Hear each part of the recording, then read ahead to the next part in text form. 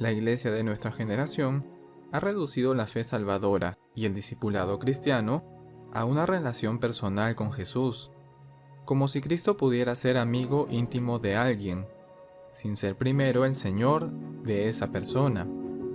Es por eso que muchos en la actualidad piensan que pueden tener a Jesús como Salvador y amigo, aquí y ahora, y decidir más tarde si en verdad desean someterse a su autoridad.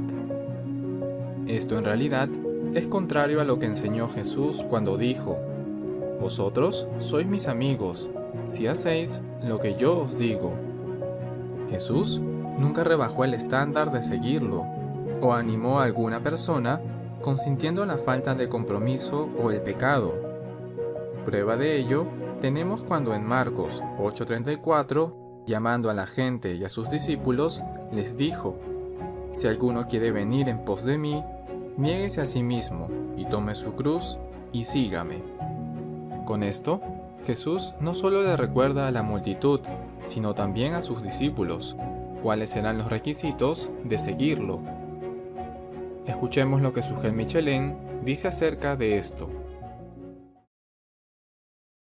Mi amigo, no hay un estándar para los cristianos comprometidos y otro estándar para los cristianos a medias. No. Con Cristo es todo o nada. Si alguno quiere venir en pos de mí, cualquiera que quiera venir en pos de mí, niéguese a sí mismo, tome su cruz y sígame. Ahí los requisitos para seguir a Jesús. Niégate a ti mismo. Ese es el mensaje que la gente no quiere oír en el día de hoy. Esa palabra significa romper todo vínculo de asociación. Abandonar a una persona. Es la misma palabra que se usa en el Evangelio de Mateo cuando dice que Jesús predice la negación de Pedro. En verdad te digo que esta misma noche, antes que el gallo cante, me negarás 3 veces. Pedro, tú vas a negar que eres uno de los míos. Pedro, esta misma noche tú vas a negar toda asociación conmigo. Y lo que Jesús está diciendo es que eso es exactamente lo que tenemos que hacer con nuestro yo. Negarlo. Abandonarlo. Desasociarnos de él si queremos seguir a Jesús. ¿Y eso qué significa? Niégate a ti mismo. Bueno, por un lado esto significa que debes dejar de confiar en ti mismo para salvarte, que debes admitir que tú no eres la gran persona que has querido que todo el mundo crea a través de toda tu vida. Tú no eres una gran persona. Tú estás en bancarrota espiritual. Tú tienes que acogerte enteramente a la misericordia de Dios en Cristo. Tú tienes que negarte a ti mismo. No tienes nada que presentar delante de Dios que valga la pena excepto tus pecados. Pero eso implica también dejar a un lado tus valores, dejar a un lado tus intereses personales, tus deseos, tus anhelos, para abrazar los valores, los intereses y los deseos de Cristo. De hecho, eso es lo que significa arrepentirse y creer. Si tú quieres seguir viviendo tu propia vida, es porque no te has arrepentido. Es porque sigues confiando en ti mismo en vez de confiar en Jesús. Tú tienes que negarte a ti mismo y tienes que tomar la cruz. Y todo el mundo que estaba allí ese día entendió perfectamente lo que Jesús estaba diciendo. La cruz no era un adorno que se colocaba en una cadena alrededor del cuello. No, la cruz era un instrumento de ejecución pública. El más vergonzoso, el más doloroso que alguna vez haya sido empleado. Era tan terrible la crucifixión que la ley romana no permitía aplicarle ese castigo a un ciudadano romano. Era terrible morir en una cruz. Así que lo que Jesús está diciendo a las personas es: si alguno quiere venir en pos de mí, tome su silla eléctrica y sígame. Si alguno quiere venir en pos de mí, tome su guillotina y sígame. Eso es lo que Jesús está diciendo.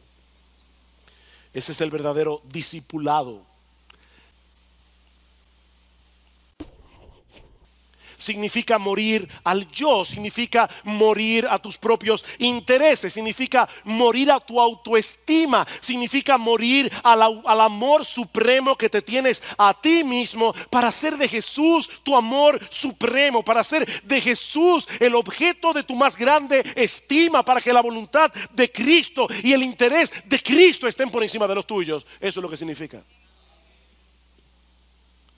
Niégate a ti mismo, toma tu cruz y sígueme. Sígueme. El llamado no es a seguir una iglesia, el llamado no es a seguir un ministerio, el llamado no es a seguir una denominación, el llamado no es a seguir un conjunto de doctrinas. El llamado de Cristo es a seguirlo a Él. A Él. Es atesorarlo a Él, es estar apegado a Él, a ir por donde quiera que Él va y hacer exactamente lo que Él hace. Ven y sígueme. Jesús no va a ir detrás de ti.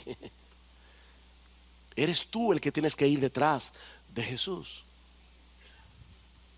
Algunos le llaman a esto cristianismo radical. Bueno, déjeme decirle que yo prefiero llamarle mero cristianismo.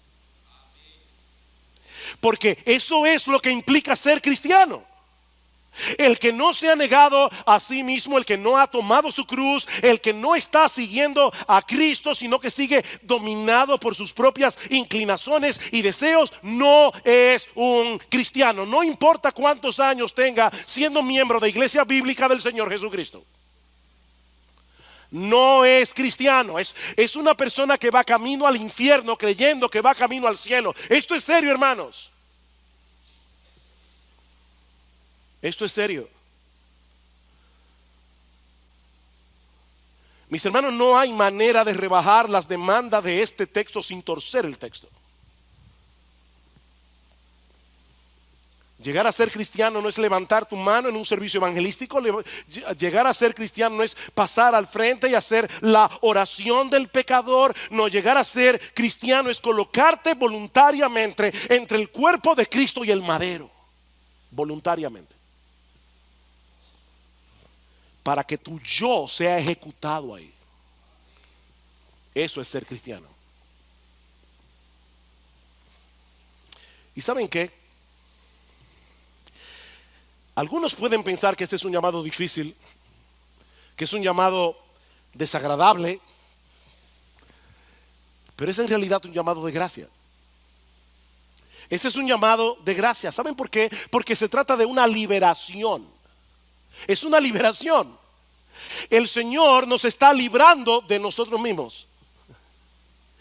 Él está librando nuestro yo de la esclavitud del yo, para que por primera vez en la vida podamos vivir en libertad.